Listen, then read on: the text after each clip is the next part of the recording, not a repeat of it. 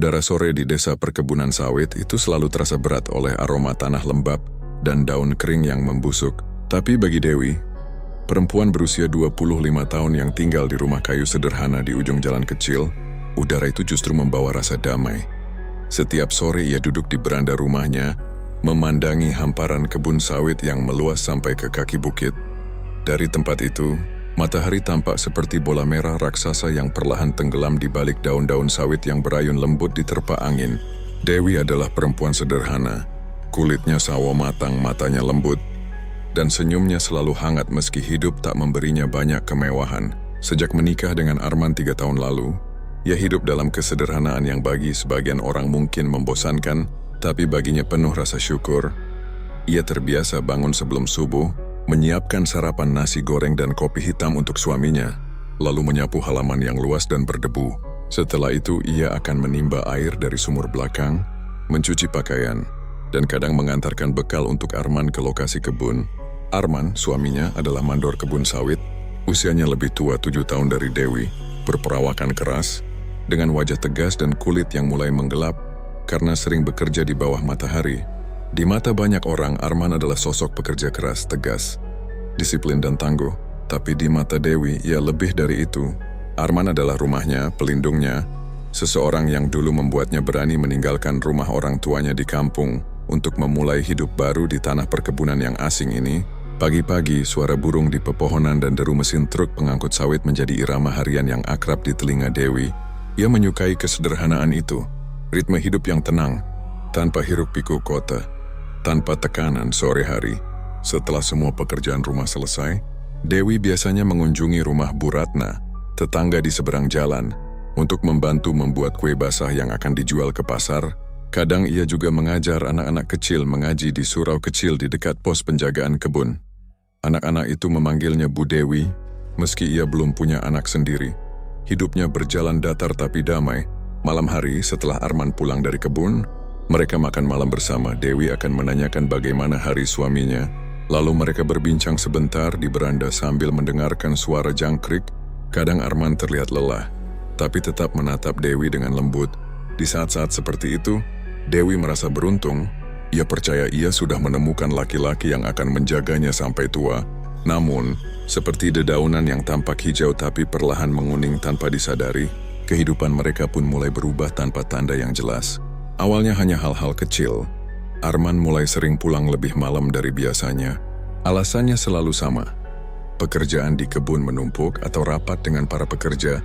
Dewi percaya ia tidak pernah curiga, tapi lama-kelamaan, aroma alkohol yang samar mulai mengikuti tubuh Arman setiap kali pulang. Kadang Dewi pura-pura tidak mencium apapun. Ia hanya tersenyum dan menyajikan makan malam seperti biasa, seolah semua baik-baik saja. Pagi-pagi berikutnya, ia bangun lebih awal, membersihkan meja makan, dan menatap piring yang masih setengah penuh dari semalam. Arman tak banyak bicara. Ia makan cepat lalu pergi tanpa mencium keningnya seperti dulu. Dewi berusaha menepis perasaan aneh yang mulai tumbuh di hatinya. Ia mencoba meyakinkan diri bahwa semua ini hanya karena suaminya lelah bekerja. Laki-laki kadang butuh waktu sendiri, pikirnya. Ia masih percaya Arman yang dulu, yang lembut dan penuh perhatian, masih ada di dalam tubuh yang sama. Ia hanya butuh waktu untuk kembali tenang. Suatu sore, Dewi pulang dari surau dengan langkah ringan. Ia baru saja selesai mengajar anak-anak mengaji, dan senyum belum hilang dari wajahnya. Tapi begitu sampai di rumah, ia melihat Arman duduk di teras dengan sebotol arak di tangannya. Beberapa orang pria dari kebun ikut duduk bersamanya, tertawa keras, melempar kata-kata kasar, dan merokok tanpa peduli asapnya mengepul kemana. Dewi kaget. Ia tidak pernah melihat suaminya seperti itu.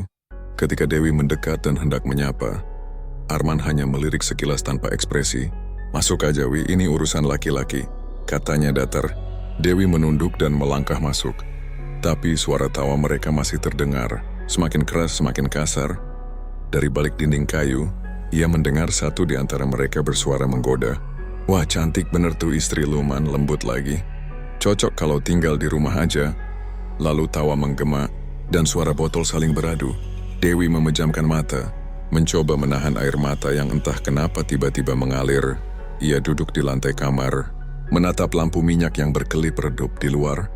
Suara tawa dan lagu dari radio butut mereka bercampur dengan desir angin malam. Malam itu Arman tidak masuk kamar sampai lewat tengah malam. Ketika ia akhirnya datang, langkahnya berat, bau alkohol menyengat. Ia langsung merebahkan diri tanpa bicara. Dewi memalingkan wajah ke arah jendela, menatap langit gelap di luar sana. Bintang-bintang bertaburan seolah menatapnya dengan iba. Dalam hati kecilnya ia berdoa, "Ya Tuhan, kalau ini hanya ujian, aku sanggup. Asal jangan biarkan Arman berubah sepenuhnya. Aku masih ingin melihat senyum yang dulu." Ia menarik selimut perlahan, menutup tubuhnya yang menggigil. Di luar, angin malam berdesir di sela-sela daun sawit, menimbulkan suara lirih seperti bisikan. Di kejauhan, terdengar lolongan anjing panjang dan sayup, membuat udara malam terasa aneh dan berat. Dewi menatap langit-langit kamar, matanya mulai basah. Ia tidak tahu bahwa malam itu adalah awal dari kehancuran hidupnya, bahwa di balik angin yang tenang dan langit yang bertabur bintang, sedang menunggu badai gelap yang perlahan-lahan akan menelan seluruh ketenangan yang ia cintai. Dan di luar sana, di antara pohon-pohon sawit yang berdiri diam dalam gelap, seolah ada sesuatu yang ikut mengamati rumah kecil itu. Hening, tapi tak benar-benar diam. Pagi masih sama. Burung-burung tetap berkicau. Matahari tetap terbit dari balik kebun. Tapi bagi Dewi, hari-hari mulai terasa lebih dingin.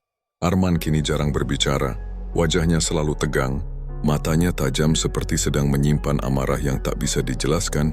Jika dulu ia pulang sebelum maghrib, kini jam 9 malam pun belum tentu ia kembali. Kadang ia bahkan tak pulang sama sekali. Dan hanya memberi alasan pendek di pagi berikutnya, ada kerja lembur di kebun. Namun Dewi tahu itu bukan kebenaran. Ia mencium bau arak yang semakin pekat setiap kali Arman datang. Bajunya selalu kotor, dan kadang ia membawa aroma asap rokok yang kuat. Beberapa kali Dewi mendengar kabar dari para istri pekerja kebun bahwa suaminya sering terlihat di gubuk tengah kebun, tempat para lelaki berkumpul minum dan berjudi. Awalnya Dewi tidak percaya, tapi semakin hari, tanda-tandanya semakin jelas. Nama-nama baru muncul di telinga Dewi. Jali, Tony Bowo, Randi, dan Guntur, mereka adalah teman-teman baru Arman. Para lelaki yang keras, suka bicara kasar, dan dikenal suka membuat keributan di pos jaga kebun. Sejak bergaul dengan mereka, Arman tak lagi seperti suami yang dulu dikenalnya. Dewi mencoba bersabar. Ia selalu menunggu Arman pulang dengan makanan hangat di meja, berharap ia mau duduk sebentar dan bercerita. Tapi yang datang justru amarah. Suatu malam, ketika Dewi menegur Arman karena tak makan, lelaki itu tiba-tiba membalikkan badan dan menatapnya dengan tatapan tajam. "Kenapa sih kamu cerewet banget, Wi? Aku capek." "Nggak usah ngatur-ngatur aku," bentaknya sambil menendang kursi. Dewi terkejut, langkahnya mundur spontan. Ia menunduk, suaranya kecil. "Maaf mas, aku cuma khawatir." Namun yang ia dapat hanyalah tamparan keras di pipinya. Suara itu memecah keheningan rumah, membuat burung di atap beterbangan. Arman menatapnya sebentar, lalu pergi begitu saja tanpa rasa bersalah. Dewi memegang pipinya yang panas, menahan tangis agar tak terdengar. Itu pertama kalinya tangan suaminya menyentuh wajahnya, bukan dengan kasih sayang. Keesokan harinya Dewi tetap menyiapkan sarapan. Tangannya gemetar saat menuangkan kopi ke gelas Arman, tapi ia berusaha tersenyum. Arman makan tanpa bicara, lalu pergi ke kebun tanpa menoleh. Dari balik jendela, Dewi menatap punggung suaminya yang semakin menjauh. Diselimuti debu jalanan yang kering, ia berdoa dalam hatimu agar semua ini hanya sementara. Hari-hari berikutnya Arman semakin jarang di rumah. Kadang 2 malam berturut-turut ia tak pulang. Saat Dewi menanyakan, jawabannya selalu singkat, penuh sindiran. "Ngapain tanya-tanya? Aku kerja cari uang buat kamu juga," katanya sinis. Dewi diam, memilih tidak membantah, tapi dalam diam itu, hatinya retak sedikit demi sedikit. Sore itu, ketika matahari mulai merunduk, Dewi duduk di beranda sambil menunggu Arman pulang. Di kejauhan, ia melihat sekelompok lelaki berjalan dari arah kebun. Di antara mereka ada Arman. Mereka tertawa keras, menggandeng botol-botol arak, bercanda kasar seperti tak punya beban hidup. Saat melewati rumahnya, salah satu dari mereka, lelaki tinggi bernama Tony, menatap Dewi dan tersenyum miring. "Cantik ya istri mandor kita, sayang cuma diam aja di rumah," katanya sambil tertawa. Arman ikut tertawa. Bukannya marah, Dewi merasa darahnya berdesir, tapi ia hanya bisa menunduk dan masuk ke dalam rumah. Malam itu Dewi tak bisa tidur. Ia mendengar suara tawa dari arah kebun. Jauh di tengah gelap, suara itu terdengar samar tapi menakutkan. bercampur dengan musik dangdut dari radio usang dan dentingan gelas kaca. Ia tahu Arman ada di sana, bersama teman-temannya. Di setiap tawa yang terdengar, Dewi merasa seperti sedang kehilangan sedikit demi sedikit bagian dari dirinya. Beberapa hari kemudian, desas-desus mulai beredar di kampung. Bu Ratna, tetangganya, datang berkunjung dengan wajah canggung. "Dewi, kamu nggak apa-apa, nak? Aku dengar Arman sering ikut kumpul di gubuk tengah kebun itu. Katanya di sana banyak hal nggak beres," katanya pelan. Dewi memaksa tersenyum. "Nggak apa-apa, Bu. Mungkin cuma ngobrol aja, tapi dalam hati, ia tahu gosip itu benar." Sejak itu Dewi jarang keluar rumah. Ia malu, takut tetangga menatapnya dengan iba. Setiap malam ia hanya duduk di tepi ranjang, menatap lampu minyak yang berkelip. Kadang ia mendengar langkah kaki Arman di luar, kadang tidak. Suara anjing menggonggong di kejauhan. Lalu hening, udara terasa dingin menusuk. Suatu malam, Arman pulang dalam keadaan mabuk berat. Ia mendorong pintu dengan kasar hingga hampir lepas dari engselnya. "Masya Allah, Mas, pelan-pelan. Anak orang tetangga bisa kaget," seru Dewi panik. Tapi Arman menatapnya dengan mata merah. "Kamu ini ya, cuma bisa ngomel. Aku capek kerja malah diceramahin," katanya sambil menendang sandal ke arah dinding. "Mas, aku cuma..." Tamparan itu datang lagi, lebih keras dari sebelumnya. Dewi jatuh ke lantai, pipinya memar. Arman berjalan ke dapur, mengambil air lalu tertawa kecil. "Udah, jangan drama. Aku cuma lagi stres." Ia lalu rebahan di lantai ruang tamu dan tertidur begitu saja. Dewi duduk lama di lantai kamar, menatap wajah suaminya yang kini tampak asing. Dalam diam ia mulai merasa ketakutan, bukan hanya pada Arman, tapi juga pada bayangan masa depan yang tak lagi jelas. Keesokan harinya, ia mendengar kabar dari seorang pekerja kebun bahwa Arman dan teman-temannya sedang menyiapkan pesta kecil di gubuk tengah kebun untuk merayakan bonus bulanan. Mereka akan membawa arah, musik, dan daging babi hutan hasil buruan. Ketika Arman pulang malam itu, Dewi memberanikan diri bertanya, "Mas, jangan ikut pesta itu ya. Aku nggak tenang kalau Mas mabuk lagi." Arman menatapnya lama, lalu tertawa dingin. "Kamu ikut aja biar tahu rasanya. Sekalian biar teman-temanku kenal kamu." Dewi menggeleng cepat. "Enggak, Mas, aku nggak mau ikut. Aku takut." "Takut? Takut sama siapa?" "Sama aku." Arman mendekat, suaranya berat. "Pokoknya besok kamu ikut. Nggak ada alasan." Dewi menelan ludah. Jantungnya berdebar keras. Ia tahu tak ada gunanya membantah, tapi firasatnya berkata ada sesuatu yang salah. Sesuatu yang gelap sedang menunggu di balik undangan itu. Malam semakin larut, Arman sudah tidur dengan dengkuran berat, tapi Dewi belum bisa memejamkan mata. Di luar, angin meniup daun-daun sawit, menimbulkan suara bergesekan yang panjang seperti bisikan samar. Ia menarik selimut hingga ke dagu, matanya menerawang ke langit-langit kamar. Dalam hati kecilnya, ada rasa takut yang belum pernah ia rasakan sebelumnya. Takut akan sesuatu yang ia sendiri belum tahu bentuknya. Tapi entah mengapa, malam itu udara terasa lebih berat dari biasanya. Dan dari kejauhan, suara tawa para pria di tengah kebun terdengar menggema. Semakin lama semakin nyaring, seperti bayangan gelap yang mulai menggantung di udara. Dan tanpa ia sadari, malam itu adalah malam pertama ketika Dewi benar-benar merasa sendirian. Pagi berikutnya, udara terasa pengap, langit mendung, dan angin yang bertiup dari arah kebun membawa aroma tanah basah yang aneh, seolah menandakan sesuatu yang buruk akan terjadi. Dewi duduk di dapur, menatap piring nasi yang belum disentuh Arman sejak tadi malam. Ia mencoba mengusir pikiran buruk dengan membaca doa pelan-pelan, namun hatinya tetap gelisah. Siang harinya, Arman pulang sebentar hanya untuk mengganti pakaian. Tubuhnya masih berbau alkohol, matanya merah dan sikapnya dingin. "Mas, mau makan dulu?" tanya Dewi hati-hati. "Nggak usah, aku mau ke kebun, ada kumpulan sama anak-anak," jawabnya pendek. Dewi menatap suaminya dengan ragu. "Itu yang di gubuk tengah kebun?" Arman berhenti sebentar, menatapnya dengan pandangan yang sulit dibaca. "Iya, dan kamu ikut, udah aku bilang dari kemarin." "Mas, aku nggak enak, Mas, aku perempuan, nanti malah..." Arman menepuk meja keras. "Udah, aku nggak mau dengar alasan lagi." Dewi terdiam, tangannya gemetar. Ia tahu, membantah hanya akan membuat segalanya lebih buruk. Dalam diam, ia menyiapkan diri seolah sedang menuju tempat yang tidak ingin ia datangi. Menjelang maghrib, Arman mengajaknya berjalan menuju kebun. Jalan setapak menuju gubuk itu sepi dan panjang. Di kanan kiri hanya ada deretan pohon sawit yang menjulang tinggi, daunnya berdesir pelan ditiup angin, cahaya senja mulai redup, dan burung-burung terakhir kembali ke sarang. Dewi berjalan di belakang Arman dengan langkah kecil, menunduk, menggenggam tangan sendiri untuk menahan gemetar. Dari kejauhan, terdengar suara tawa dan musik dangdut dari radio usang. Lampu Petromax tergantung di depan gubuk, menerangi wajah 5 pria yang sudah mabuk berat. Mereka adalah Jali, Tony, Bowo, Randi, dan Guntur, teman-teman Arman yang sering ia dengar namanya dari cerita buram para istri pekerja kebun. Wajah mereka merah, mata mereka berkilat liar. "Wah, akhirnya mandor kita datang juga," seru Jali menyeringai. "Bawa istri nih. Udah kayak mau hajatan aja." Tawa mereka meledak.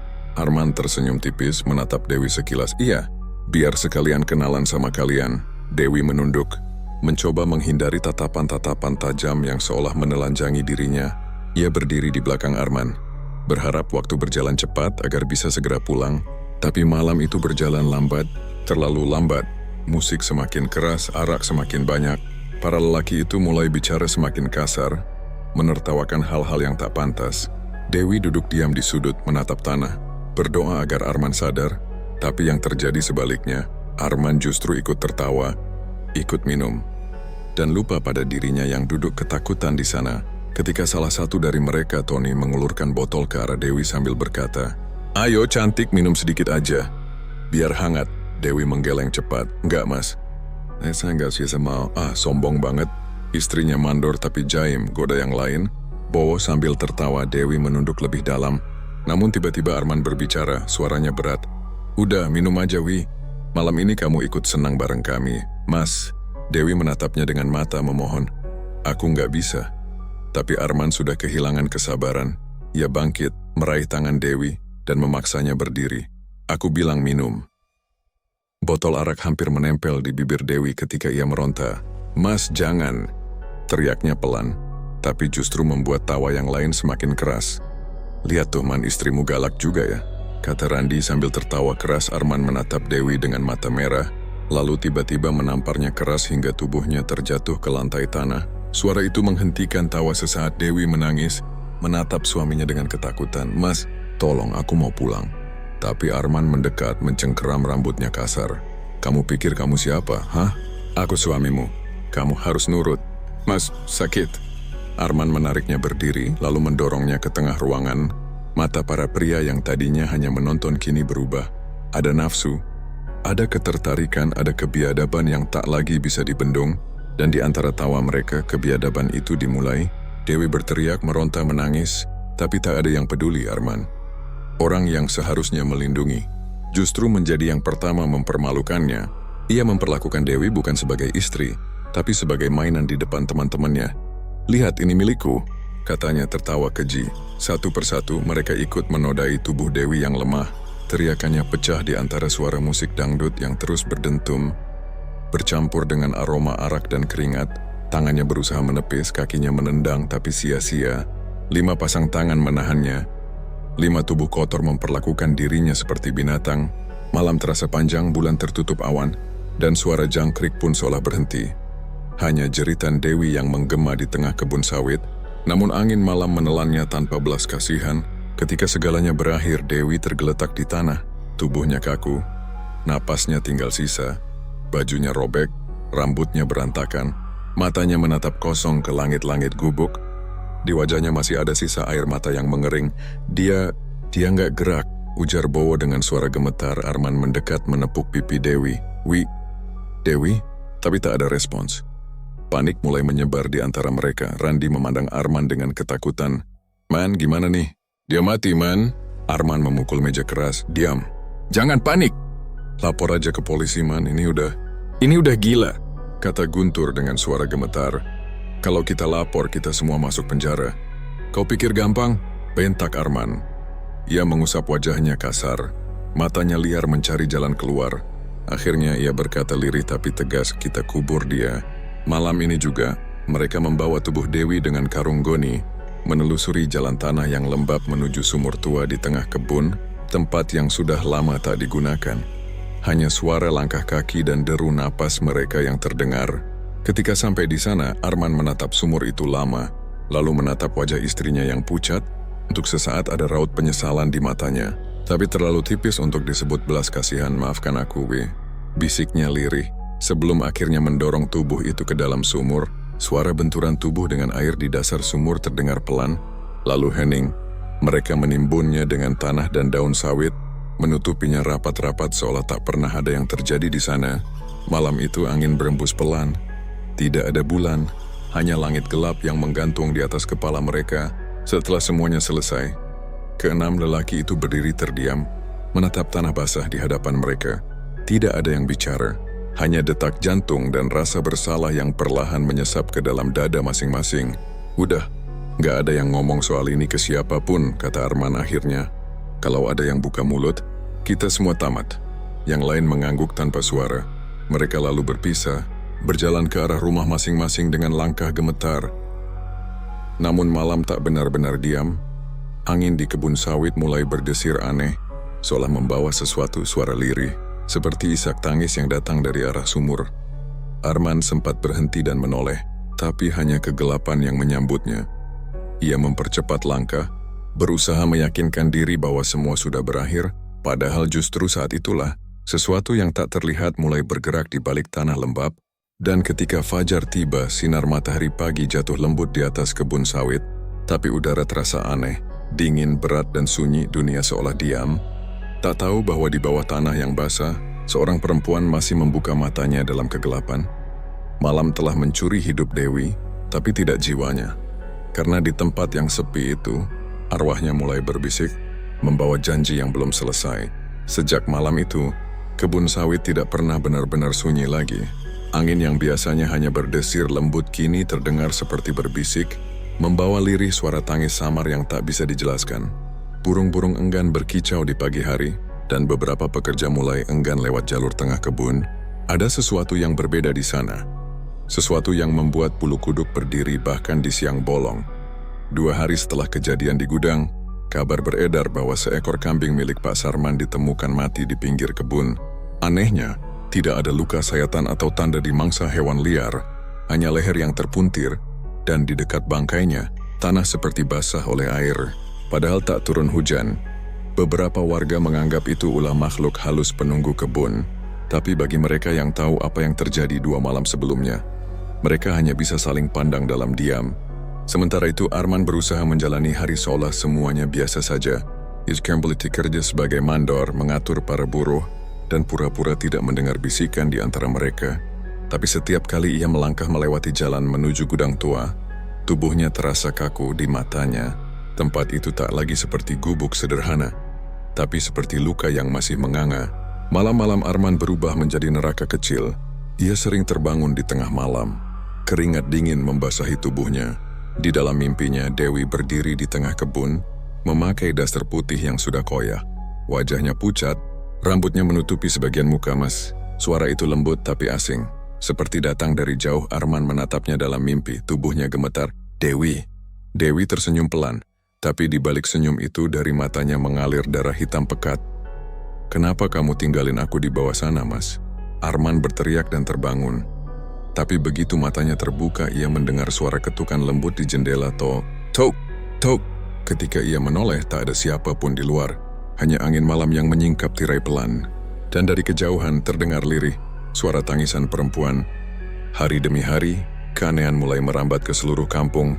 Ibu-ibu yang biasa mengobrol di warung bercerita bahwa mereka sering mendengar langkah kaki di depan rumah sekitar pukul 2 dini hari. Anak-anak kecil menangis tanpa sebab, mengatakan mereka melihat bunda berbaju putih berdiri di bawah pohon sawit. Suatu sore Randi, salah satu dari 5 teman Arman, pulang dari kebun lebih awal. Ia berjalan terburu-buru melewati jalur belakang gudang. Saat itu matahari hampir tenggelam. Sinarnya memantul di dedaunan sawit yang tajam. Tiba-tiba, di antara bayang-bayang batang sawit, ia melihat sesuatu. Seorang perempuan berdiri membelakanginya.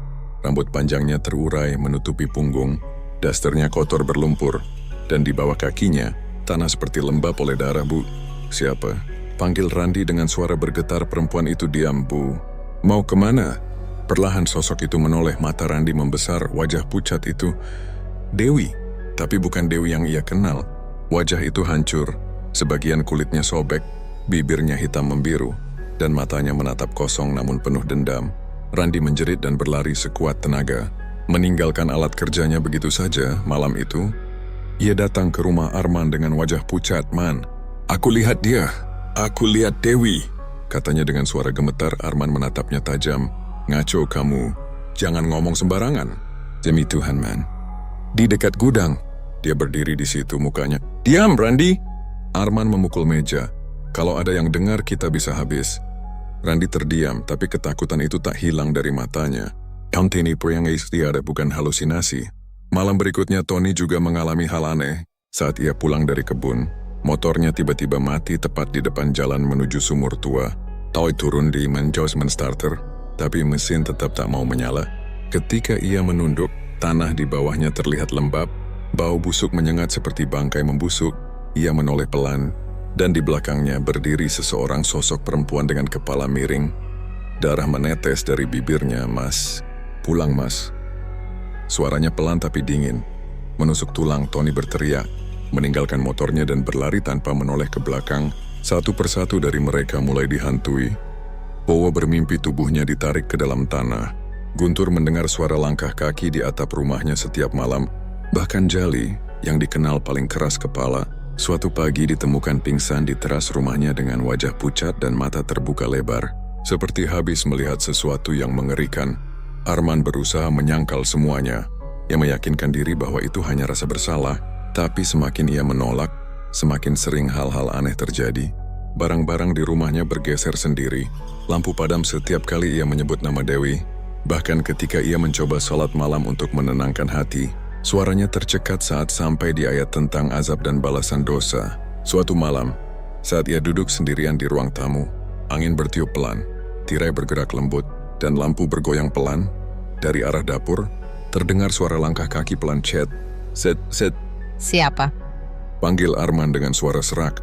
Tidak ada jawaban. Langkah itu berhenti di belakangnya. Ia berani menoleh dan melihat sosok perempuan berdiri di sana.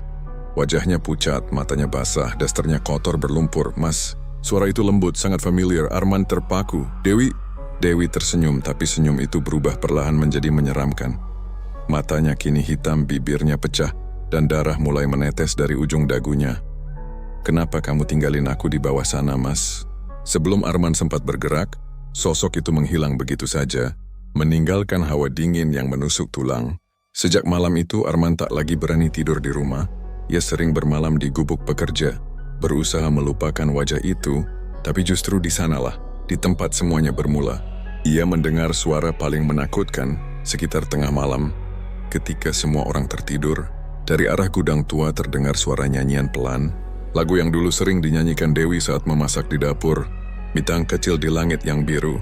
Suara itu pelan tapi jelas. Arman membeku. Ia menatap ke arah gudang, dan di balik kaca jendela tua, ia melihat sosok perempuan sedang berdiri, menatapnya balik dengan mata kosong. Keesokan paginya, heboh di kampung. Salah satu pekerja, Wawan, ditemukan pingsan di dekat gudang dengan mata terbuka lebar.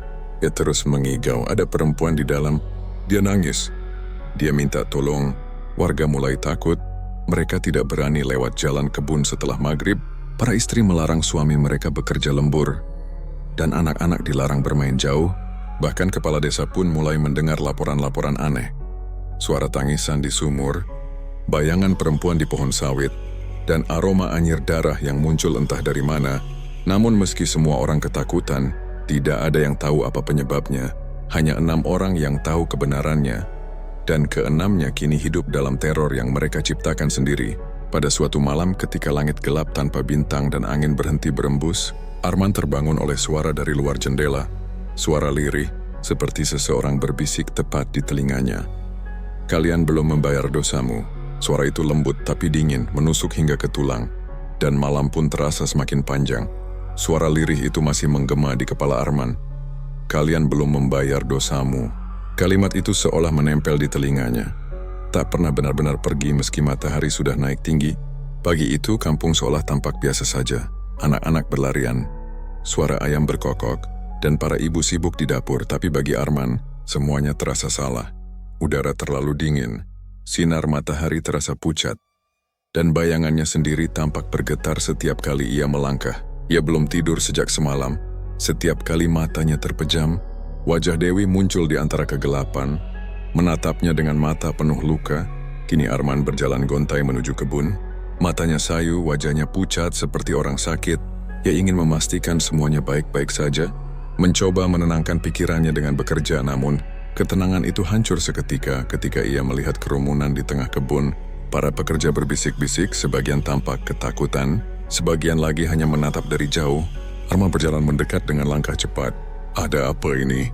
tanyanya. Seseorang menjawab pelan, "Itu di gubuk mandor Jali." Arman mengerutkan kening. "Kenapa Jali?" Tak ada yang menjawab. Wajah mereka menunjukkan sesuatu yang jauh lebih buruk dari sekadar kecelakaan kerja.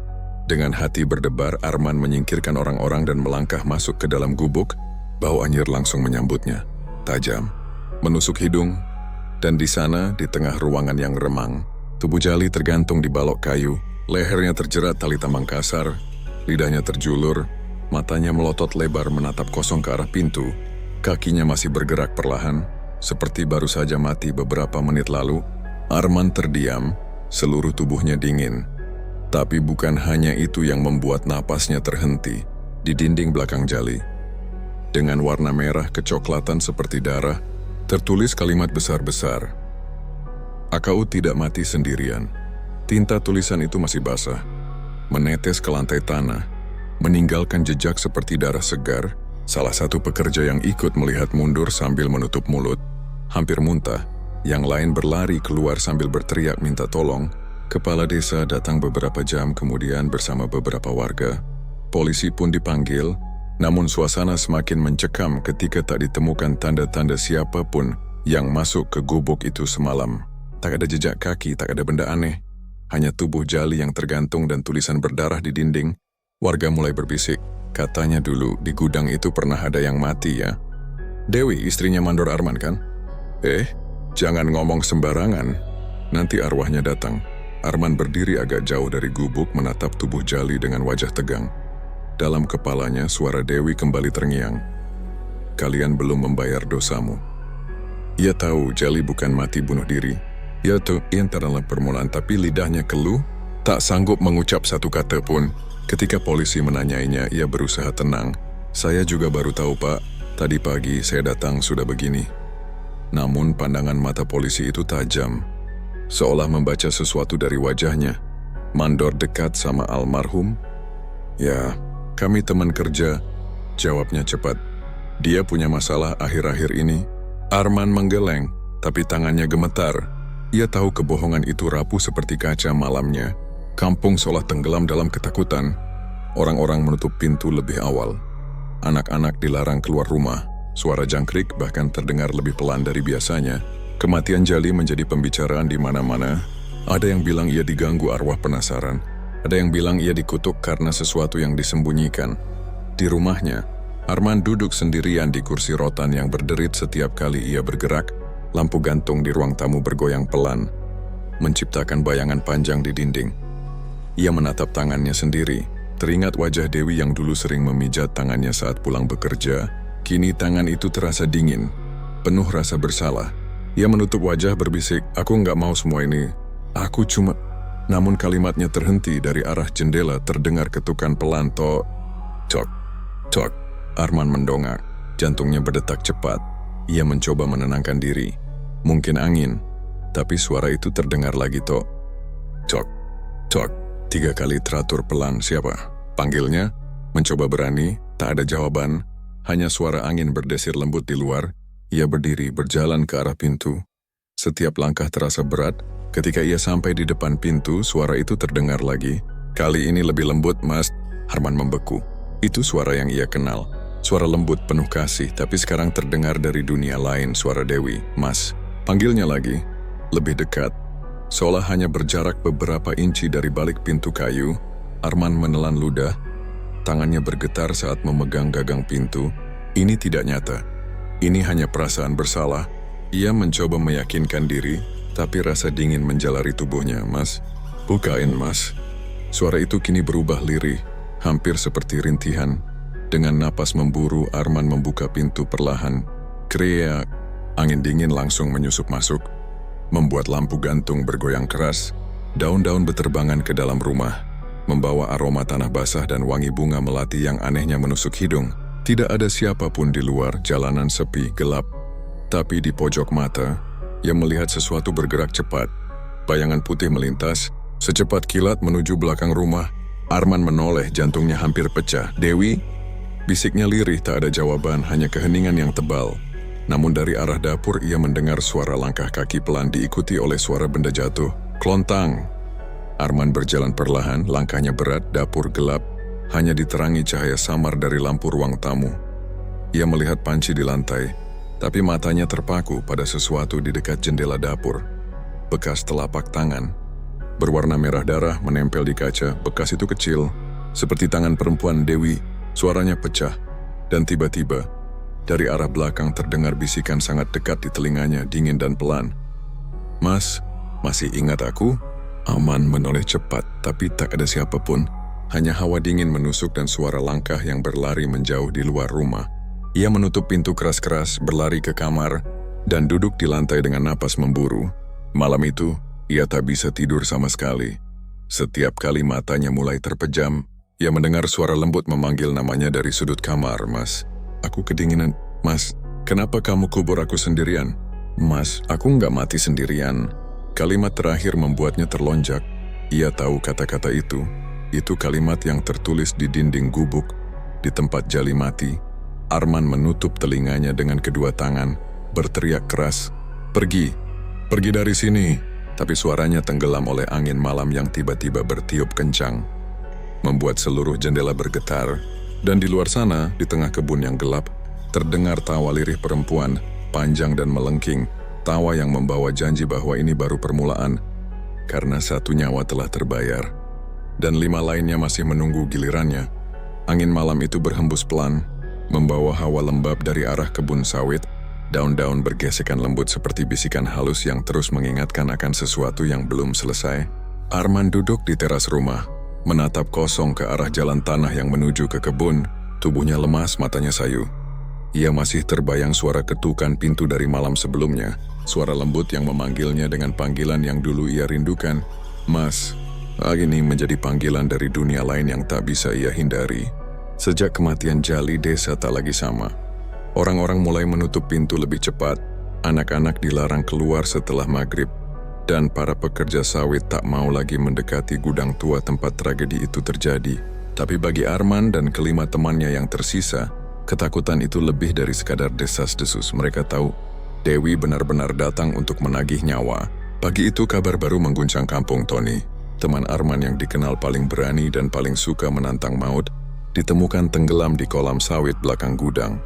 Tubuhnya terapung, wajahnya membengkak, bibir membiru, dan matanya membelalak seolah melihat sesuatu yang amat mengerikan sebelum mati. Anehnya, tangan Tony mencengkeram rambut panjang berwarna hitam pekat, rambut yang bukan miliknya. Warga geger. "Ini sudah yang kedua," kata salah satu pekerja dengan suara bergetar. "Kalian pikir ini kebetulan?" Arman hanya terdiam, berdiri di pinggir kolam dengan wajah pucat. Ia mengenali sesuatu di situ. Kalung kecil dengan liontin bunga melati yang mengambang di permukaan air. Itu kalung milik Dewi, yang dulu dipakaikannya sendiri pada malam pernikahan mereka. Tubuh Arman menggigil. Ia tahu Dewi sedang mendekat, dan ia tahu giliran berikutnya bisa jadi miliknya. Malamnya, suara langkah kaki terdengar di luar rumah. Arman yang duduk sendirian di ruang tamu memegang parang. Matanya menatap ke arah pintu. Suara itu pelan tapi ritmis. Tap, tap, tap. Seperti seseorang yang berjalan tanpa alas kaki di atas tanah basah. Lalu terdengar bisikan, "Mas, kamu lupa janji." Arman menelan ludahnya. Ia berdiri perlahan, membuka pintu sedikit. Tapi yang terlihat hanyalah bayangan samar di ujung halaman. Rambut panjang terurai menutupi wajah. Berdiri diam di bawah pohon kelapa, ia menutup pintu secepatnya dan mundur. Dari jendela, ia lihat bayangan itu perlahan menoleh, memperlihatkan separuh wajah yang hancur, mata yang hitam pekat, dan senyum yang terlukis aneh. Keesokan harinya, kematian ketiga kembali mengguncang Po. Pria berotot yang dulu menahan tangan Dewi ketika tragedi itu terjadi, ditemukan tewas di tengah kebun, kepalanya menunduk di batang sawit. Matanya tercongkel keluar, dan di tanah di depannya terukir tulisan dari darah. "Kalian semua akan merasakannya." Desa kini diliputi teror. Orang-orang mulai percaya bahwa arwah Dewi memang bergentayangan. Ada yang mengaku melihatnya di tepi jalan. Ada yang mendengar tangisan di malam hari. Bahkan beberapa warga mendengar langkah kaki dan suara tertawa lirih dari dalam gudang. Randi yang tersisa bersama Arman dan Guntur kini mulai kehilangan kewarasan. Ia sering berteriak di malam hari, menuduh ada bayangan perempuan di kamarnya. Kadang ia berlari keluar rumah tanpa busana, menjerit-jerit sambil menutupi wajahnya. "Aku lihat dia. Dia di sana.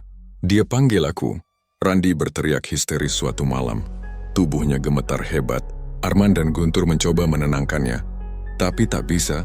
Saat mereka menatap ke arah yang ditunjuk Randi, tak ada siapapun di sana. Namun beberapa detik kemudian, suara tawa lembut terdengar dari belakang mereka, membuat bulu kuduk meremang. Randi akhirnya dikurung oleh keluarganya. Namun 2 malam kemudian, ia ditemukan tak bernyawa di dalam kamar. Tubuhnya menatap langit-langit dengan mata melotot dan bibir menyeringai, seolah mati dalam ketakutan yang luar biasa. Di dinding, tulisan samar dari arang terlihat, "Aku sudah dekat, Arman." Arman kini hidup dalam lingkaran teror yang semakin dalam. Ia tak berani tidur. Setiap malam lampu rumahnya menyala terang, tapi bayangan Dewi tetap muncul di sudut matanya. Kadang di cermin kamar mandi, kadang di pantulan air di ember, bahkan di kaca jendela. Ia mendengar langkah kaki mengikuti kemanapun ia pergi. Bau melati busuk sering muncul tiba-tiba, bahkan saat ia berada di tengah ramai. Setiap kali angin berembus, suara Dewi terdengar sayup-sayup, seolah berbisik dari balik dunia lain. "Kau ingat, Mas? Bagaimana kau meninggalkanku?" Guntur, satu-satunya teman yang masih hidup selain Arman, mulai ketakutan juga. Mereka berdua sepakat untuk menemui seorang dukun tua di kampung sebelah. Dukun itu menatap mereka lama, lalu berkata dengan suara berat, "Kalian sudah menodai jiwa yang bersih. Ia mati tak dengan ikhlas. Tak ada mantra yang bisa menahan dendam seperti itu, kecuali kalian memohon ampun padanya sendiri." Arman menunduk, tangannya gemetar. "Tapi bagaimana kami bisa memohon pada yang sudah mati?" Dukun itu menghela napas panjang. "Arwah yang menunggu balasannya tak bisa pergi, ia masih di sekitar sini. Pergilah ke tempat kalian menguburnya, mungkin dia masih menunggu kalian di sana."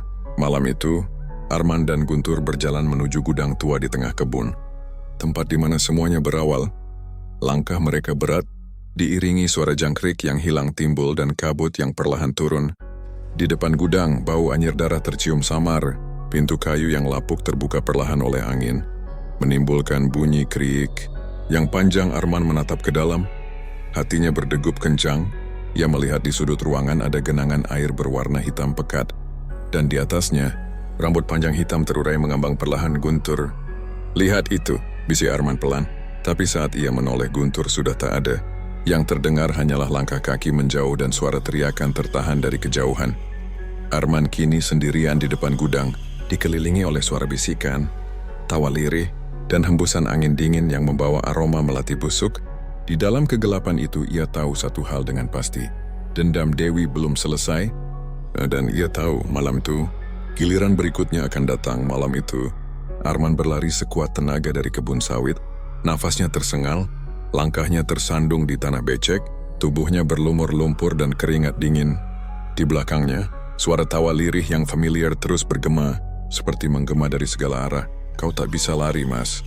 Bisikan itu terdengar lembut, namun cukup untuk membuat darahnya seolah berhenti mengalir.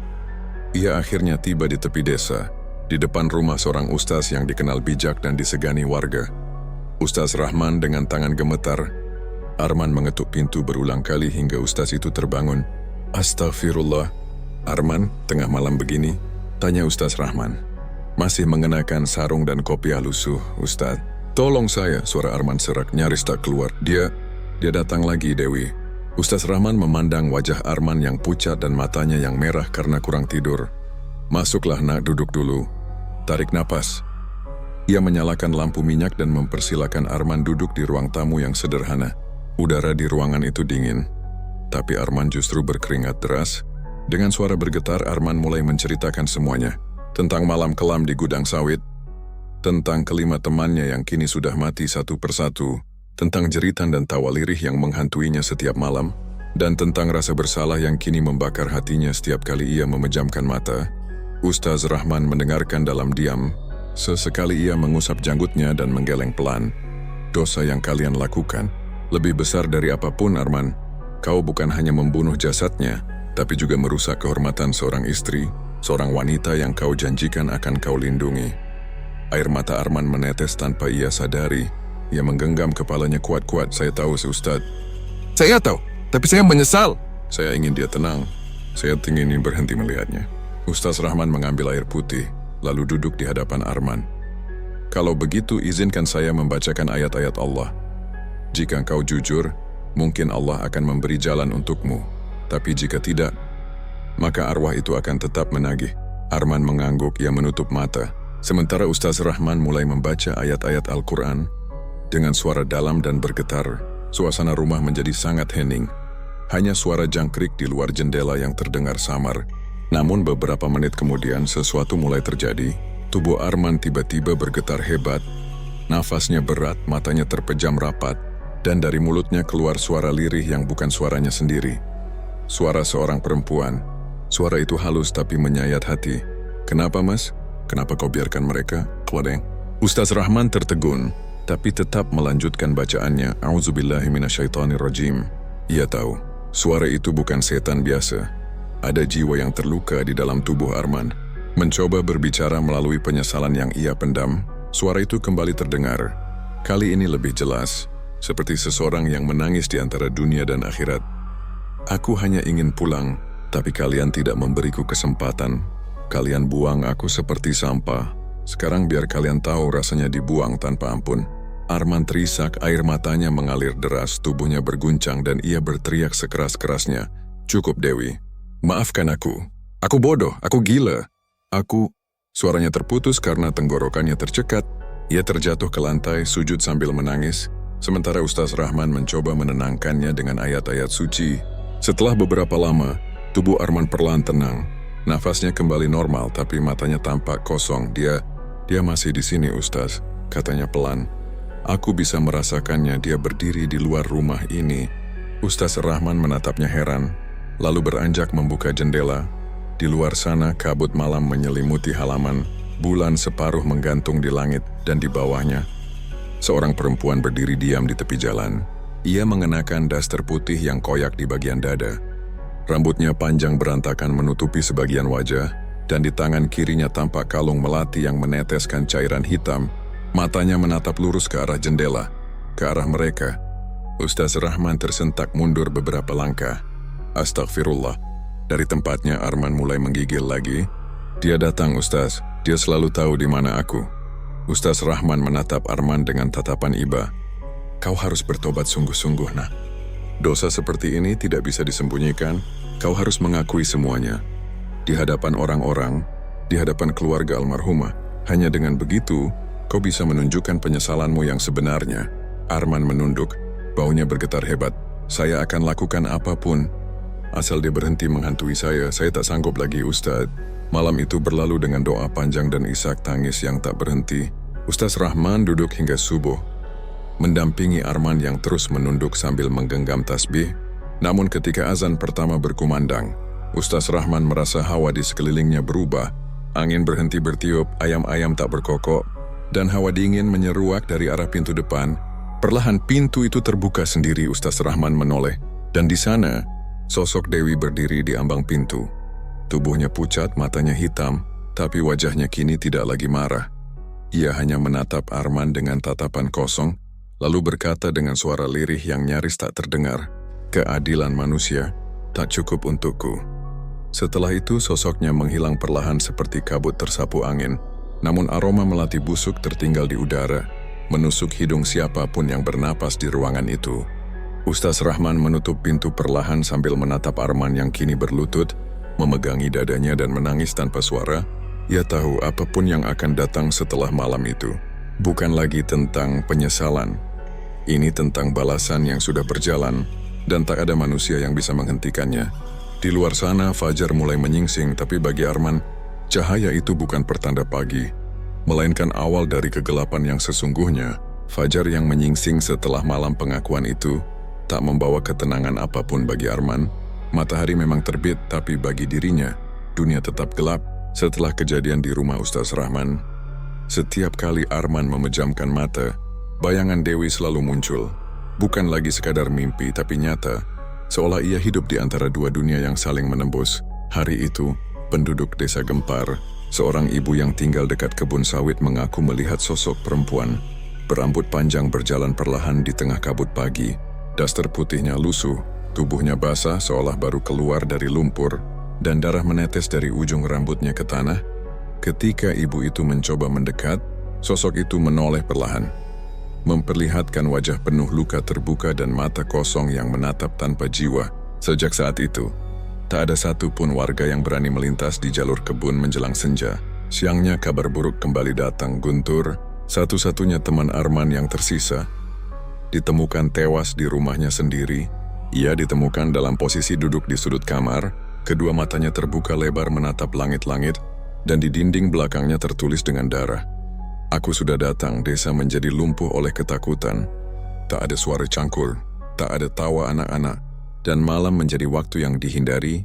Orang-orang mulai tidur di mushola atau rumah Ustaz Rahman, mencari perlindungan dari sesuatu yang mereka tak pahami. Tapi mereka tahu satu hal, ini bukan lagi gangguan arwah biasa. Ini adalah manifestasi dendam yang sudah melampaui batas antara hidup dan mati. Arman kini benar-benar sendirian. Semua yang tahu rahasianya sudah mati. Setiap malam ia mengunci semua pintu, menutup jendela dengan kain, dan membaca doa yang diajarkan oleh Ustaz. Namun rasa aman itu hanya bertahan sebentar. Karena setiap kali malam datang, suara langkah kaki lembut mulai terdengar di lantai kayu rumahnya. Seolah ada seseorang yang berjalan tanpa alas kaki, menuju kamar tempat ia dan Dewi dulu tidur bersama. Kadang suara itu berhenti tepat di depan pintu, lalu terdengar ketukan pelan tok, tok, tok, dan suara lembut itu kembali memanggil, "Mas." Suara yang dulu selalu membuat hatinya tenang, kini menjadi petaka yang membuat jantungnya nyaris berhenti berdetak. Suatu malam Arman bangun karena suara gemerincing piring dari dapur. Ia berjalan perlahan menggenggam parang di tangannya. Lampu minyak di ruang tengah berkelap-kelip, cahayanya bergetar seperti takut. Saat ia sampai di dapur, piring-piring di rak sudah berantakan, beberapa pecah berserakan di lantai. Di tengah tumpukan pecahan itu, terdapat jejak kaki basah, penuh lumpur dan darah. Arman mundur perlahan, napasnya berat. Ia menatap cermin kecil di dinding dapur, dan hampir menjerit saat melihat sosok Dewi berdiri di belakangnya. Wajahnya hancur, kulitnya koyak dengan darah yang masih menetes. Matanya kosong, tapi dari sudut bibirnya muncul senyum aneh. Bukan kebencian, tapi kesedihan yang begitu dalam. Ia berbisik pelan, "Mas, kenapa kau biarkan mereka menyakitiku?" Arman membalikkan badan, tapi tak ada siapapun di sana. Ketika ia menatap cermin lagi, sosok itu sudah lenyap. Hanya menyisakan bercak darah yang menetes perlahan di permukaan kaca. Ketakutan membuat Arman kehilangan akal. Ia membakar dupa, menyiram air doa ke seluruh rumah, bahkan tidur dengan Al-Quran di dadanya. Tapi tak ada yang mampu menghentikan kehadiran itu. Malam berikutnya Dewi muncul lagi. Kali ini, ia muncul di kamar mereka. Kamar yang dulu penuh kenangan manis kini menjadi neraka. Arman terbangun karena mendengar suara seseorang duduk di ranjang. Ia menoleh, dan di bawah cahaya lampu minyak, terlihat sosok Dewi duduk dengan punggung menghadapnya. Rambut panjangnya menjuntai hingga ke kasur, tubuhnya berguncang pelan seperti seseorang yang sedang menangis. "Dewi." Suara Arman nyaris tak keluar. "Maafkan aku." Perlahan sosok itu menoleh. Separuh wajahnya hilang, digantikan oleh luka yang menganga dan belatung kecil yang merayap keluar dari kulitnya. Mata yang tersisa menatap Arman, lalu bibirnya bergerak. "Kau ingin aku memaafkanmu setelah apa yang kau lakukan?" Arman menjerit dan terjatuh dari tempat tidur. Dewi berdiri, tubuhnya kaku seperti mayat yang baru bangkit dari kubur. Ia melangkah mendekat, meninggalkan jejak darah di lantai. Suara langkahnya berat, dan udara di kamar berubah dingin membeku. Ketika Arman mencoba merangkak ke pintu, tangan dingin itu memegang pergelangan kakinya dengan kuat. Suara tulang retak terdengar, dan Arman menjerit kesakitan. "Kau tak akan bisa lari." "Maka ini," ucap Dewi dengan suara parau. "Kau sudah kuberi waktu, tapi kau tetap hidup dengan darahku di tanganmu." Lampu minyak tiba-tiba padam dalam kegelapan. Hanya terdengar suara napas Arman yang tersengal dan bisikan Dewi yang semakin dekat ke telinganya. "Rasakan ketakutanku, rasakan penderitaanku sebelum aku mati." Pagi menjelang, penduduk desa mendengar suara jeritan panjang dari arah rumah Arman. Tapi tak ada satu pun yang berani mendekat. Saat matahari mulai naik, mereka hanya melihat pintu rumah itu terbuka setengah. Dan di tanah depan teras, tertulis dengan darah, "Aku sudah kembali." Sejak malam itu, Dewi menampakkan diri bukan hanya kepada Arman, tapi juga kepada seluruh desa. Ada yang melihatnya duduk di sumur tua tempat ia dikubur. Ada yang melihatnya berjalan di pinggir kebun sambil memegang potongan kain dasternya sendiri. Kadang ia muncul di belakang orang yang bercermin, kadang sekilas di jendela rumah kosong. Anjing-anjing desa melolong setiap malam. Burung gagak mulai datang ke atap rumah warga, dan suara tawa perempuan menggema setiap kali hujan turun. Tak ada lagi yang berani keluar setelah maghrib. Namun bagi Arman, teror itu bersifat pribadi. Setiap kali ia melihat bayangannya di air atau kaca, wajah Dewi selalu muncul di belakangnya. Kadang tersenyum lembut, kadang menatap dengan mata kosong yang dipenuhi kebencian. Dan malam-malam berikutnya, suara itu kembali datang. Semakin dekat, semakin nyata, "Mas. Tidur nyenyak. Aku masih di sini menunggumu, seperti dulu." Namun kali ini suara itu diikuti oleh tangan berdarah yang muncul dari bawah ranjang.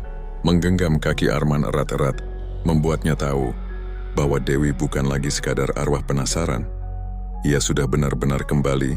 Angin malam masih berhembus lirih di kebun sawit itu, sama seperti malam-malam sebelumnya, dingin berat, dan membawa bisikan-bisikan samar yang tak dimengerti manusia. Seolah dunia menahan napas setelah jeritan terakhir dari Arman di malam sebelumnya. Jeritan yang hanya dijawab oleh sunyi. Namun keesokan harinya, sesuatu yang tak pernah disangka terjadi.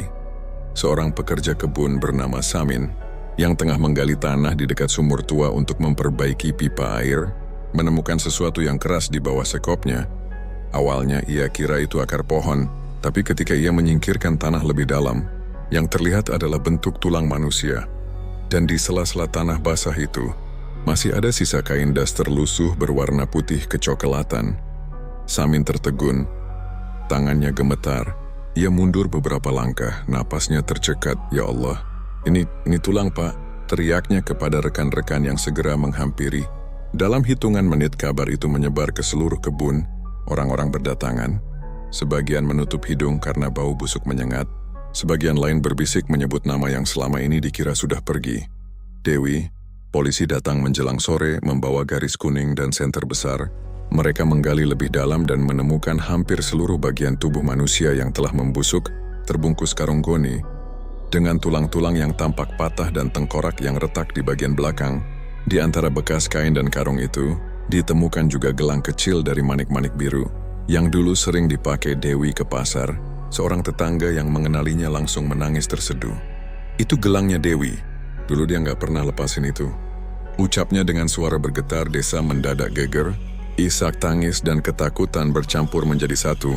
Tak ada lagi yang berani lewat kebun itu. Bahkan di siang hari, warga mulai teringat suara tangisan perempuan yang sering terdengar dari arah kebun setiap malam.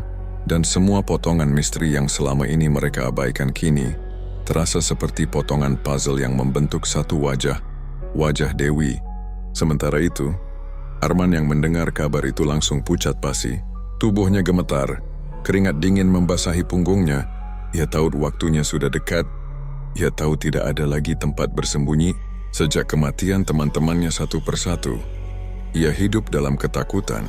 Tapi hari itu ketakutan berubah menjadi kepastian. Ia tak menunggu malam tiba.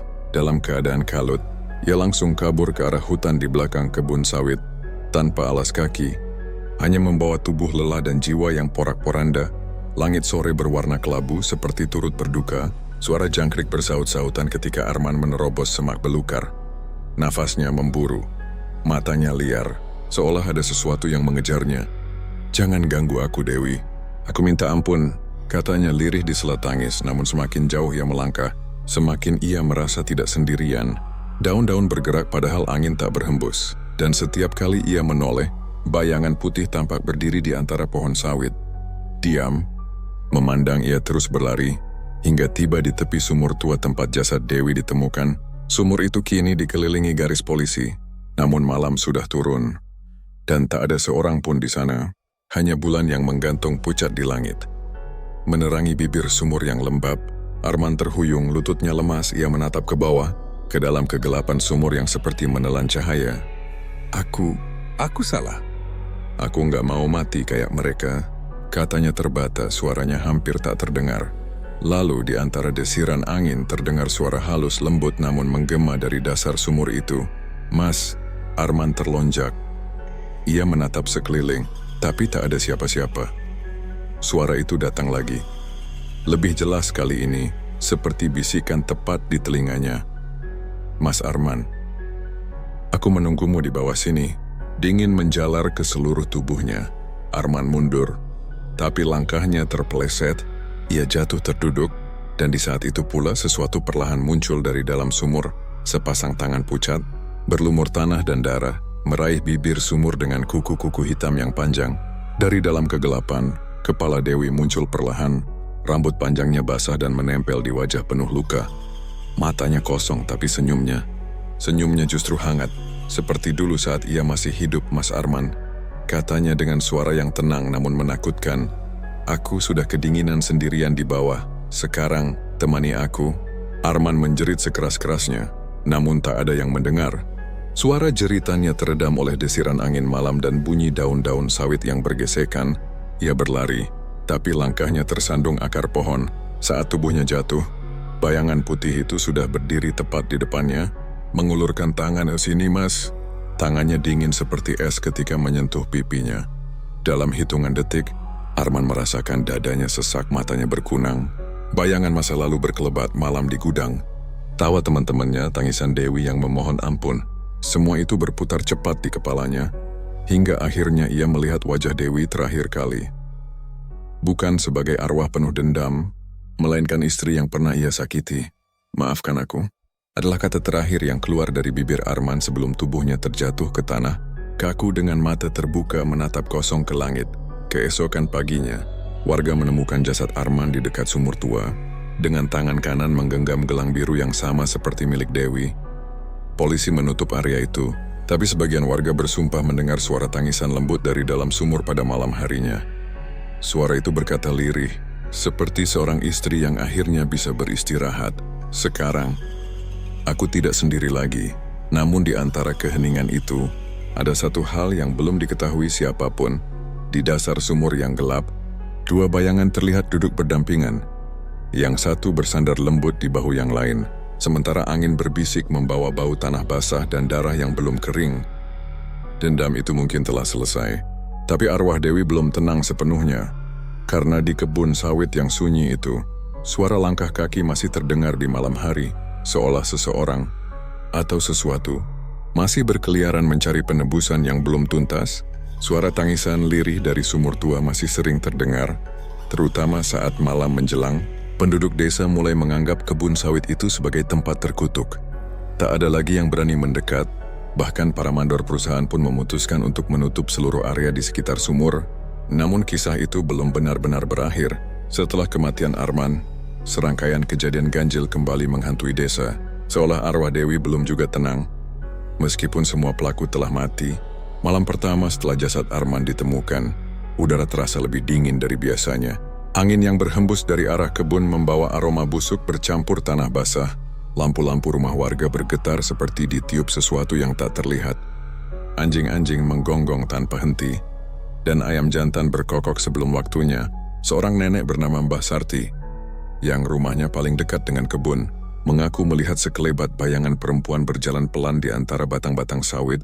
Rambutnya terurai panjang, pakaiannya compang-camping, dan dari tubuhnya meneteskan cairan hitam pekat ke tanah. Dia lewat depan rumahku," kata Mbah Sarti dengan suara bergetar kepada warga keesokan harinya. "Matanya kosong, tapi aku tahu itu dia, Dewi." Kabar itu membuat seisi desa kembali resah. Mereka pikir semuanya sudah selesai, tapi rupanya arwah itu masih gentayangan. Sejak malam itu, setiap kali jam menunjuk pukul 12 lewat sedikit, terdengar suara langkah kaki dari arah kebun sawit. Pelan, teratur, seperti seseorang yang berjalan sambil menyeret sesuatu, kadang disertai suara rintihan lembut. Seperti perempuan yang menangis sambil memanggil nama seseorang. Ustaz Hasan, satu-satunya orang yang berani datang ke lokasi, memutuskan untuk memimpin doa bersama. Ia membawa beberapa warga yang setia mendampinginya. Dengan penerangan obor, mereka berjalan menuju sumur tua yang kini ditutupi papan dan diberi tanda larangan mendekat. Saat mereka tiba di sana, Udara terasa berat, dan bau busuk menusuk hidung. Daun-daun sawit bergerak, padahal malam itu angin sama sekali tak berhembus. Bismillahirrahmanirrahim. Suara Ustaz Hasan menggema, diikuti bacaan ayat-ayat suci dari mulut para warga yang ketakutan. Namun di tengah-tengah pembacaan doa itu, terdengar suara lain, suara perempuan menangis. Pelan tapi jelas berasal dari arah sumur emas. Suara itu lembut, menyayat, dan membuat bulu kuduk semua orang berdiri. Sontak, beberapa warga mundur ketakutan. Ada yang jatuh bersujud sambil menangis. Ustaz Hasan tetap berdiri. Walau suaranya mulai bergetar, ia memegang kitabnya erat-erat. Dewi, kalau kau masih di sini, pergilah dengan tenang, ucap Ustaz dengan suara lirih. Dosa mereka sudah dibayar. Jangan biarkan dirimu terikat pada kebencian, nak. Tapi suara itu menjawab. Kali ini bukan tangisan, melainkan tawa. Tawa serak dan panjang yang terdengar seperti berasal dari dasar bumi. Mereka sudah kubawa bersamaku. Tapi bukan hanya mereka yang bersalah. Suara itu membuat semua orang terdiam. Ustaz Hasan menatap sekeliling, berusaha mencari sumbernya. Tapi tak ada siapapun di sana. Hanya gelap, pohon-pohon sawit, dan sumur tua yang tampak bergetar ringan seolah ada sesuatu di bawahnya yang bergerak. Malam itu hujan turun deras tanpa peringatan. Petir menyambar di langit, menerangi kebun yang seolah hidup. Beberapa warga berlari pulang, meninggalkan Ustaz Hasan yang tetap berdiri di tempatnya. Ia menunduk, memejamkan mata, membaca ayat kursi dengan suara lantang. Namun di sela gemuruh hujan, ia mendengar langkah pelan mendekat dari belakang. Ketika ia menoleh, sosok itu sudah berdiri di hadapannya. Dewi. Wajahnya pucat dengan luka menganga di pipi kanan. Darah menetes dari sudut bibirnya. Mata kosongnya menatap dalam, dan dari tubuhnya mengalir air hitam seperti lumpur. Ia mengenakan daster yang sama seperti saat ia terakhir kali terlihat hidup, hanya kini warnanya berubah menjadi merah gelap karena darah. Kenapa kau masih di sini? Tanya Ustaz Hasan perlahan, mencoba menahan gemetar. Aku menunggu, jawabnya datar, menunggu yang lain mengakui. Siapa? Yang tahu tapi diam. Ustaz Hasan terdiam. Ia mulai mengerti maksudnya. Rupanya selama ini, bukan hanya Arman dan teman-temannya yang bersalah. Beberapa warga, termasuk mandor kebun dan kepala dusun, sebenarnya tahu tentang kejadian malam itu, tapi memilih bungkam demi uang tutup mulut. Dewi tahu semuanya, dan sekarang ia menuntut keadilan bukan hanya untuk dirinya, tapi juga untuk dosa diam mereka. Tiba-tiba petir menyambar sangat dekat, membuat tanah bergetar. Ketika kilat itu menyinari sekitar sumur, bayangan-bayangan lain muncul di belakang Dewi. 5 sosok laki-laki dengan wajah rusak dan tubuh membusuk, berdiri diam memandang Ustaz Hasan. Itu mereka, Jali, Tony, Bowo, Randi, dan Guntur. Arwah mereka kini mengikuti Dewi, menjadi bagian dari kegelapan yang ia bawa. Ustaz Hasan jatuh berlutut, tubuhnya gemetar hebat. Ia menutup wajah dengan kedua tangan, membaca doa tanpa henti. Namun suara Dewi kembali terdengar lembut dan memilukan. Kalau mereka bisa menutup mataku dengan tanah, maka biarlah bumi ini menelan kebohongan mereka juga. Setelah kata itu diucapkan, tanah di sekitar sumur tiba-tiba retak perlahan. Air hitam menyembur keluar, mengalir seperti darah. Angin berputar kencang, membawa bau busuk yang tak tertahankan. Sosok Dewi dan para arwah di belakangnya perlahan memudar, terserap kembali ke dalam kegelapan sumur. Ketika hujan reda, hanya Ustaz Hasan yang masih tersungkur di tanah, basah kuyup dengan kitab yang terjatuh dari tangannya. Ia menatap sumur itu yang kini tampak tenang kembali, seolah tak pernah terjadi apa-apa. Tapi di dasar hatinya, ia tahu sesuatu telah berubah selamanya. Beberapa hari kemudian, desa itu resmi ditutup oleh pihak berwenang, kebun sawit terbengkalai, dan tak ada lagi yang berani mendekat. Namun hingga bertahun-tahun setelah kejadian itu, orang-orang yang lewat di jalan dekat kebun sering melaporkan hal yang sama. Suara langkah pelan, tangisan lembut memanggil Mas, dan kadang terlihat perempuan berambut panjang berjalan di bawah cahaya bulan, menyisir rambutnya dengan jari-jari berdarah. Dan setiap kali suara itu terdengar, angin berhembus membawa bisikan yang sama, lirih namun jelas, keadilan belum berakhir. Pagi itu, kabut tebal menyelimuti kebun sawit yang sudah lama ditinggalkan. Pohon-pohon tampak seperti bayangan kelabu, berdiri diam dalam kesunyian yang mencekam.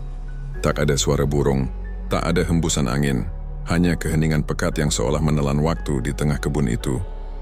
Masih berdiri sumur tua yang kini sudah ditutup rapat dengan papan kayu dan rantai besi, tapi siapapun yang lewat di dekatnya bisa merasakan hawa dingin yang menusuk hingga ke tulang. Ustadz Hasan berdiri tak jauh dari sana. Mengenakan sarung dan baju koko yang mulai lusuh, wajahnya tampak lebih tua dari sebelumnya. Sejak malam mengerikan itu, ia tak pernah benar-benar tenang. Setiap malam, ia masih bermimpi melihat sosok Dewi berdiri di tepi sumur. Memandangnya dengan mata sendu, ia tak menakutkan lagi, tapi tatapan itu penuh kesedihan, seolah menuntut sesuatu yang belum terpenuhi. Sudah hampir sebulan sejak kejadian itu, polisi menutup kasus dengan alasan bunuh diri massal akibat tekanan batin, tapi semua warga desa tahu itu bukan kebenaran. Mereka tahu arwah Dewi masih di sana. Ada yang mengaku mendengar suara perempuan memanggil nama Arman setiap tengah malam. Ada pula yang melihat cahaya merah samar muncul dari arah kebun sawit. Namun tak seorang pun berani mendekat lagi. Desa itu perlahan kosong.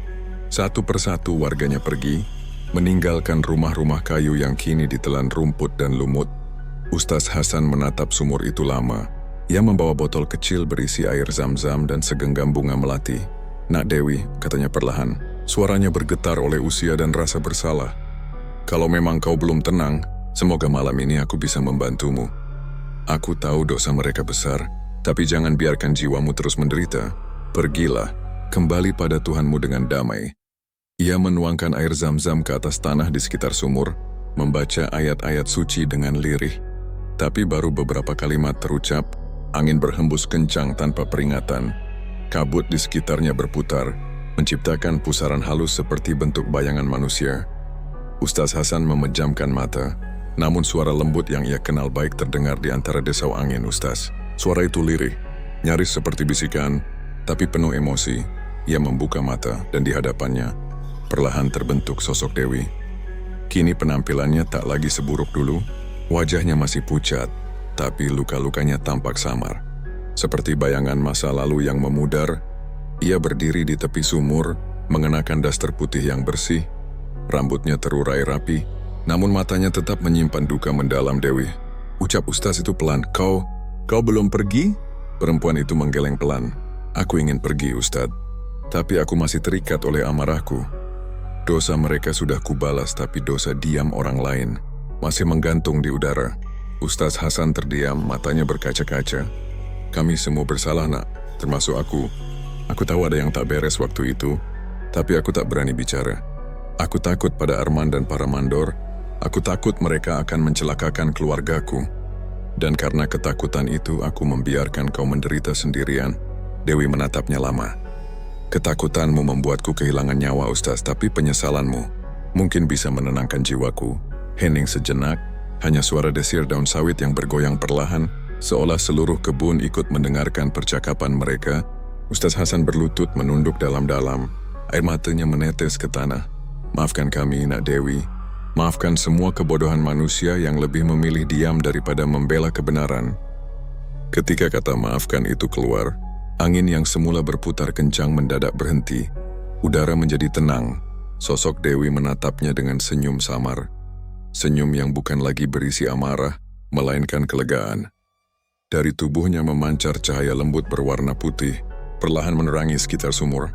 "Terima kasih, Ustadz," katanya pelan. Akhirnya ada yang berani mengakui. Tubuhnya perlahan memudar, berubah menjadi kabut tipis yang melayang di udara. Tapi sebelum benar-benar hilang, suaranya terdengar sekali lagi, sayup namun jelas. "Doakan aku, agar aku bisa pulang." Cahaya itu menghilang, menyisakan aroma melati yang lembut di udara. Ustadz Hasan terisak, lalu bersujud lama di tanah. Di antara isakannya ia membaca doa, berharap arwah Dewi benar-benar menemukan kedamaian yang tak pernah ia miliki semasa hidupnya. Namun ketenangan itu tak bertahan lama. Beberapa hari kemudian, saat warga mulai berani kembali ke desa, mereka menemukan sesuatu yang ganjil. Papan penutup sumur tua itu terbuka sedikit, padahal rantainya masih terkunci dari luar. Di sekeliling sumur, tanahnya tampak basah, seperti baru diguyur hujan. Padahal cuaca sedang cerah. Di dinding sumur yang lembab, ada tulisan samar seperti goresan jari. "Terima kasih, tapi jangan lupakan aku." Sejak itu, setiap malam Jumat, bunga melati liar selalu tumbuh di sekitar sumur tua itu. Meski tanahnya tandus dan beracun, orang-orang yang lewat mengaku mencium wangi bunga, mendengar bisikan lembut yang membuat hati tenang. Tak ada lagi jeritan, Tak ada lagi tawa menyeramkan, hanya ketenangan yang terasa. Meski terasa janggal, seolah ada mata yang masih mengawasi dari balik kegelapan, Ustaz Hasan tak pernah kembali ke kebun itu. Ia meninggal beberapa bulan kemudian dalam tidurnya. Wajahnya tersenyum damai. Saat warga memandikan jenazahnya, mereka menemukan sebatang rambut panjang melilit di pergelangan tangannya. Hitam, halus dan berbau melati. Kini, kebun sawit itu benar-benar kosong. Tak ada lagi pekerja, tak ada lagi suara manusia, tapi setiap kali bulan purnama menggantung di langit, dari kejauhan kadang terlihat bayangan perempuan berjalan pelan di antara pohon-pohon sawit, menyisir rambutnya sambil menatap langit. Ia tampak tenang, tapi matanya masih menyimpan kesedihan yang tak bisa dijelaskan. Mungkin arwah Dewi telah menemukan kedamaian, atau mungkin ia masih menunggu, memastikan dunia benar-benar mengingat kisahnya. Kisah seorang perempuan yang dikhianati, disakiti, dan akhirnya menjadi legenda yang menakutkan, sebab beberapa warga yang masih tinggal di desa itu bersumpah pernah mendengar suara lirih di malam-malam sunyi, seperti doa yang tak pernah selesai. Keadilan sudah ditegakkan, tapi luka takkan pernah hilang, dan setelah itu hanya sunyi yang tersisa, sunyi yang membawa nama Dewi, wanita yang tak lagi hidup tapi juga tak sepenuhnya mati. Ia kini menjadi bagian dari kebun itu, dari tanah, dari angin, dari malam, menjadi penjaga antara dunia yang tenang dan dunia yang tak pernah bisa benar-benar damai.